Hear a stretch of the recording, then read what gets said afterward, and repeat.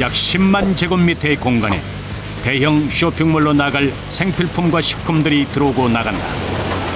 이곳 역시 기계가 대량의 작업을 돕는다. 1초에 서너 개의 번호 바코드를 읽을 뿐만 아니라 매일이 약 20km의 속도로 돌기 때문에 물건을 올리고 지역별로 분류되기까지 5분 정도 소요된다. 물건 종류는 한 400가지 이상 됩니다. 그리고 소화량은 한 25만 가량, 20만 원에서 25만 가량. 명절 물량이 많이 뜨다 보니 주문이 많이 들어오다 보니까 거기에 맞춰서 이쪽 현장도 같이 돌아가다 보니까 많이 바쁜 편입니다. 9월 중순부터 다음해 구정 명절까지 물량이 가장 많은 시기다. 이곳은 일반 물류센터와 달리 대형 쇼핑몰로 나갈 물건들을 보관하는 창고를 운영하고 있다. 고층 선반을 오가는 기계가 눈에 띈다. 높은 곳은 물론 좌우로도 신속하게 움직인다. 쉽게 파손 없이 재고를 할 수 있고 보관을 할 수 있고 그런 장점이 있기 때문에 약간 위험성이 있더라도 렉을 많이 사용하고 있죠. 높이 뻗은 철기둥을 중심으로 플라스틱 받침대가 위아래로 이동한다. 선반에서 물건을 꺼내 받침대에 올리는 일, 아래에서 보니 꽤 아슬아슬하다. 선반과 받침대를 거침없이 오간다.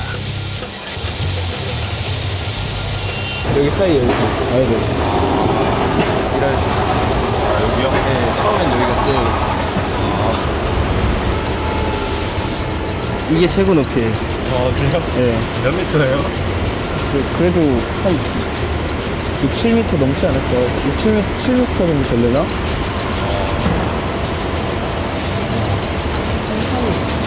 맨 처음에 아무것도 안 하는 가벼운 그 플라스틱 팔레트 상태로 올라오면 많이 흔들려요. 높이도 높고 다리도 많이 떨리고 식은땀도 많이 흘리고 그랬어요.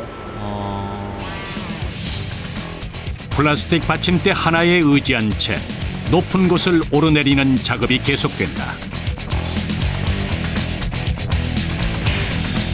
우리나라 택배 시장은 1년에 12억 박스에 해당하는 물량이 택배를 통해 운송될 정도로 성장했다.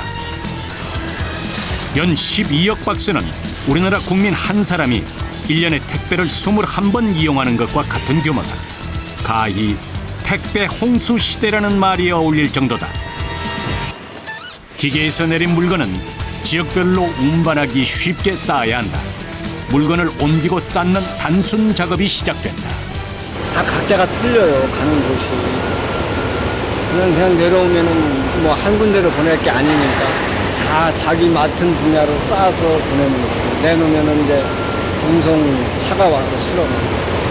그럼 완전히 물류 분류죠, 뭐. 물류 분류. 요즘처럼 물량이 폭주하는 때에는 한 사람당 1000개 이상씩 물건을 옮긴다. 가볍고 깨질 염려가 없는 상자들은 요령껏 작업한다. 물건 던져도 돼요? 터지지 않고 깨지지 않으면은 그냥 위로 거의 미루는 식으로 되는 거거든요. 그냥 일을 편하게.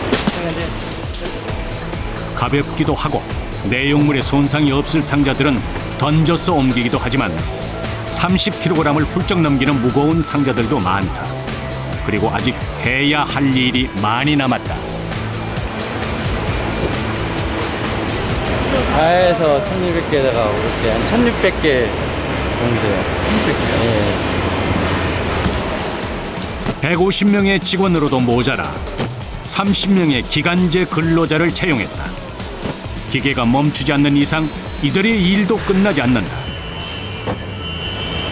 물건을 들었다 놨다 해야 하고 들고 옮기기 위해 걸어야 하고 무거운 꾸러미도 끌어야 한다.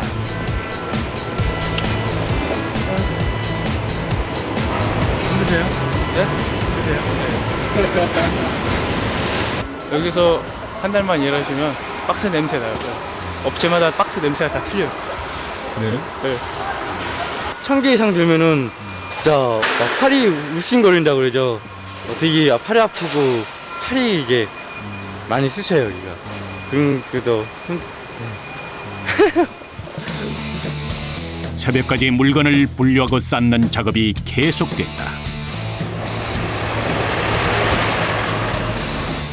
드디어 물건을 싣고 갈 차량이 도착했다. 새벽 5시가 넘은 시각. 작업자들이 쌓은 물건들은 담당 차량 기사가 자신의 차에 직접 싣는다. 이른 새벽, 물건을 옮기는 것부터 하루가 시작되는 이들. 저희가 상차는 5시서부터 상차를 하는데 바쁠 때는 4시에도 상차하고 네. 야, 집에서 한 3시 정도에 나와요. 이때 눈길을 끄는 이들의 모습이 보인다. 남자도 하기 힘든 일터에서 거뜬하게 상자를 옮기는 여성 작업자. 손발이 척척 맞는 모습이 영락없는 부부다. 아내가 상자를 날라주면 남편이 쌓는다. 어머니, 아버님하고 같이 일하신 지 얼마나 되셨어요?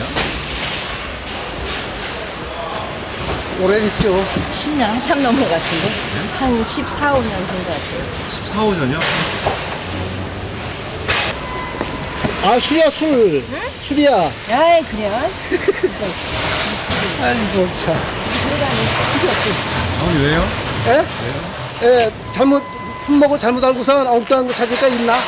술 주변을 찾아야 되는데, 일반 박스를 봤어. 어머님이요? 예. 부부가 함께 일하다 보니 실수를 해도 웃음으로 끝이다. 품목별로 물건 꾸러미를 찾아오는 것은 아내 담당. 이게 차가 다 재서 맞춰가야 되거든요. 무거운 꾸러미를 살살 달래가며 일하는 솜씨가 일품이다. 누가 둘 중에 하나 아파도 안 돼. 아파도 약 먹고 다니면서 해야 되고 주사 맞으면서 해야지. 또 힘든 건 잠깐이고 이거 해서 애들 다 가리키고 지금 결혼까지 시켰으니까. 아내가 차 안으로 물건들을 들여다주면 남편이 차곡차곡 무게와 부피를 재가며 쌓는다. 설탕이나 밀가루, 쌀, 음료수 같은 상자를 옮기고 나면 땀이 비오듯 흐른다. 그래도 아내와 함께 이 일을 시작하면서부터는 소소한 행복을 느낀다.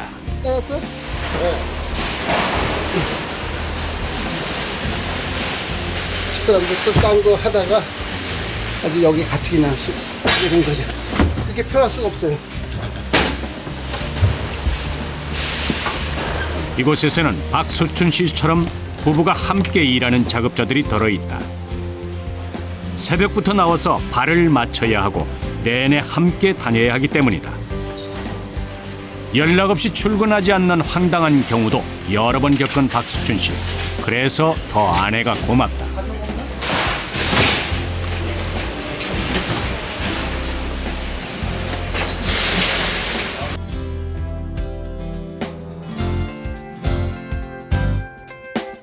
드디어 3시간이 넘게 물건을 싣는 작업이 끝이 났다. 뭐 바쁘게 해야지 뭐. 괜찮아, 다녀요. 바쁘게 해야지. 예, 수고하세요. 예, 수고하시고요. 예.